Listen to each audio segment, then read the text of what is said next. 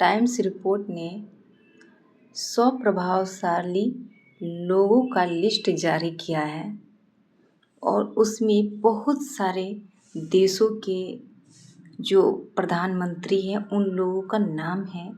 यहाँ तक कि कल जो हमारे पड़ोसी देश में प्रधानमंत्री बने हैं बालन शाह, उनका भी जिक्र है। लेकिन उन 100 लोगों के लिस्ट में कहीं पर भी हमारे विश्व गुरु पीएम नरेंद्र मोदी जी का नाम नहीं है। तो मैं ये सोच रही हूँ, तो डंका किस चीज़ का बज रहा है हमारा, जब सबसे पावरफुल लोगों की लिस्ट में, प्रभावशाली लोगों की लिस्ट में उनका जगह 100 में नहीं है तो कहाँ है। और ये सोचने वाली बात है। उसमें नहीं आने का बहुत सारा रीज़न भी है। भले हम देश के अंदर में इसकी चर्चाएं हम कर रहे हैं, लेकिन अगर विदेश नीति की बात की जाए तो उसमें कहीं भी उनका कंट्रीब्यूशन नहीं है, इसलिए उनका नाम नहीं है।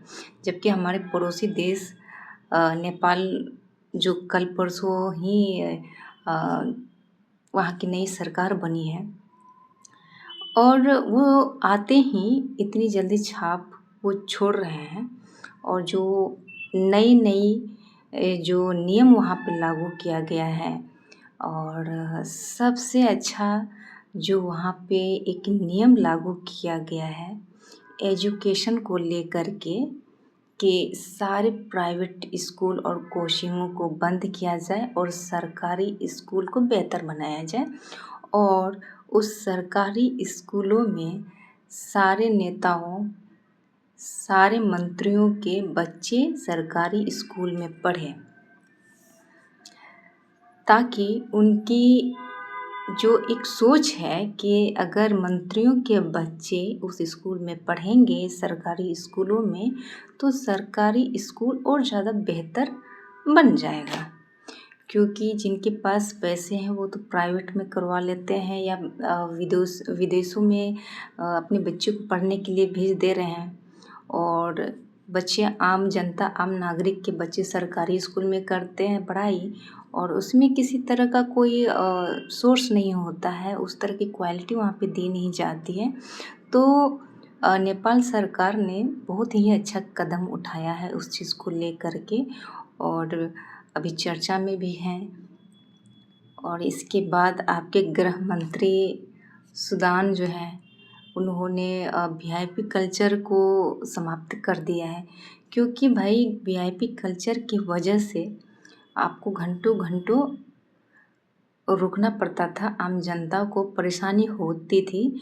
चाहे आपके पास कितनी भी इमरजेंसी हो, कोई भी घटना हो गई हो, आपके पास अगर कोई काफ़िला जा रहा है, कोई वीआईपी मंत्री जा रहे हैं उधर से, तो सारा रोड ब्लॉक कर दिया जाता था।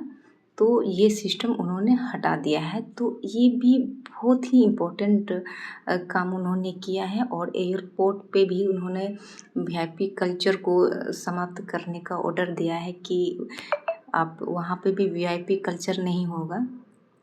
तो बहुत सारी चीज़ें हैं जो छोटी छोटी चीज़ों को लेकर के नेपाल काम कर रही है, और शायद ये चीज़ देखते हुए अब लगता है कि वो बहुत जल्दी जो है ना आगे ग्रो करने वाला है। और उनकी जो कुछ नीतियाँ हैं और कुछ चीज़ें हैं वो चाइना से इंस्पायर्ड है। तो और ये बहुत अच्छी बात है कि अगर कोई देश अच्छा कर रहा है तो उस चीज़ को हम लागू कर सकते हैं। भाई अगर वो कोई अच्छा कर रहा है उस चीज़ को लेकर के, उस नियम के तहत, तो उसे ऑब्जर्व करना या उसे लागू करना कोई दिक्कत की बात नहीं है। लेकिन अगर एजुकेशन को लेकर के अगर हम अपने भारत की बात करें, तो सरकारी स्कूलों में जो हाल है वो शायद दुनिया के किसी सरकारी स्कूल का ये हाल नहीं होगा।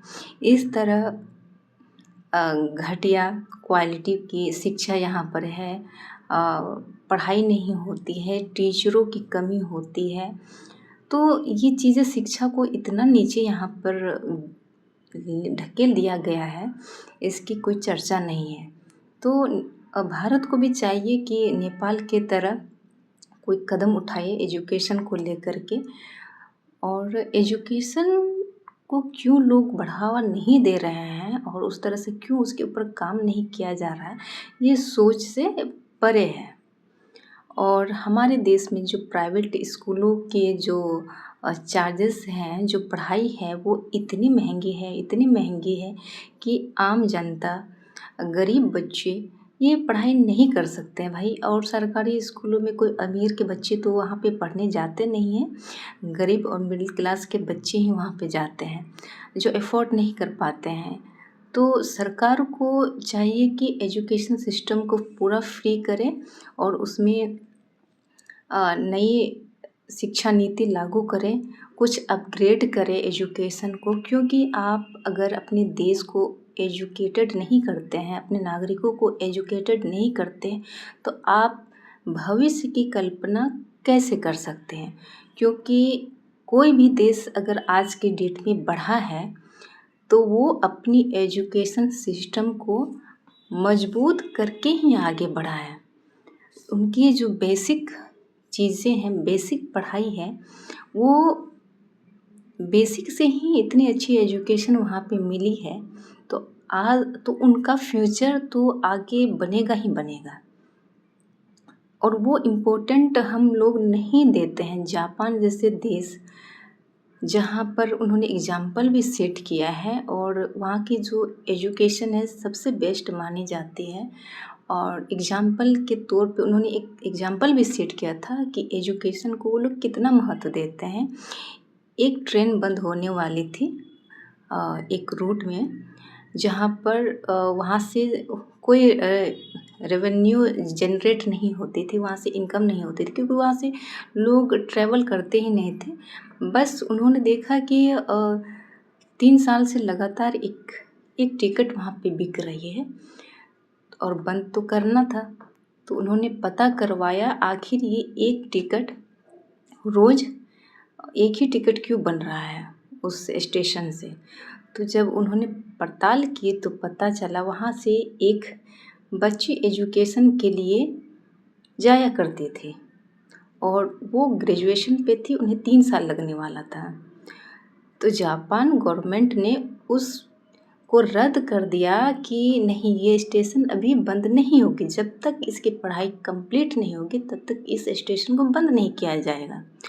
और वैसा ही वो हुआ, 3 साल तक लगातार वो ट्रेनें सिर्फ एक ही टिकट पे चलती रही।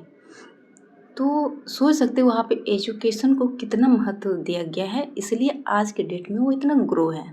लेकिन हमारे देश में वो चीज़ नहीं है और आज के डेट में इतनी बदतर हो गई है एजुकेशन। और साथ में कोई भी तार्किक चीज़ आप नहीं देख पा रहे हैं कि लोगों के ज़हन में एजुकेशन को लेकर के वो बवाल नहीं होती है, उस तरह का सिस्टम से या फिर सिस्टम से सवाल ही नहीं किया जा रहा है। आधे से ज़्यादा आबादी बस ऐसे ही पढ़ाई करते हैं क्योंकि शिक्षा तो मिलती नहीं है। और हमारे देश में आज के युवा इतने बेरोज़गार हो गए हैं, इतने बेरोज़गार हैं, इसका कोई सोर्स नहीं है। क्योंकि आज भी हमारे देश में वही पढ़ाई है जो बहुत पहले हुआ करती थी। आज भी रट्टा मार के पढ़ाई है, कोई अपग्रेड नहीं है। तो बेरोज़गारी तो बढ़ेगी ही बढ़ेगी और एम्प्लॉयमेंट का कोई ये नहीं है यहाँ पर कि आप गवर्नमेंट वो प्रोवाइड भी नहीं करवा रही है, ना स्किल डेवलपमेंट करवा रही है। और आप स्कूलों से ही आप क्यों शुरू नहीं करते हैं? उसकी नींव जो है, स्किल सिखाने का नींव स्कूल से ही करना चाहिए, ताकि बच्चे जब भी उनकी जो पढ़ाई कंप्लीट हो उन्हें दिक्कत ना हो। और उन्हें आप उस तरह से आप तैयार कर ही नहीं रहे, तो देश कहाँ जा रहा है, ये बहुत ही गंभीर और चिंता का विषय है। और आप लोग क्या सोचते हैं, क्या हमारे देश में भी शिक्षा को फ्री कर देना चाहिए और अपग्रेड कर देना चाहिए?